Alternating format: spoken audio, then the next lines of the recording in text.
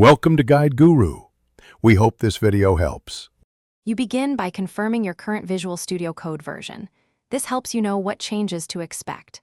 Once done, make sure to close every VS Code window so files and extensions are not locked. You should sync or export your settings. This preserves key configurations and extensions. Next, open the app menu and choose Check for Updates or download the latest installer directly. Either method starts the update process, and it ensures the installer has proper permissions to replace files. You will run the installer or allow the built-in updater to proceed. On Windows, right-click and run as administrator if upgrades fail. When prompted, choose to keep your settings and extensions so your workflow remains intact, because migration preserves key preferences and keyboard shortcuts. During file replacement, pay attention to extension compatibility warnings. You may need to update individual extensions after core update.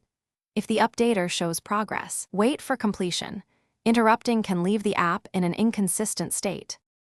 You should launch the updated Visual Studio Code and immediately confirm the version and help about so you know the update succeeded. Once opened, inspect your important workspaces and quick settings. If extensions need updating, open the Extensions view and apply updates, then reload the window when requested. If VS Code fails to start or behaves oddly, try starting with Disable Extensions or reinstalling the app. As a key troubleshooting tip, remove recently added extensions first, because they often cause startup conflicts. Thanks for watching. Consider subscribing if we helped you today.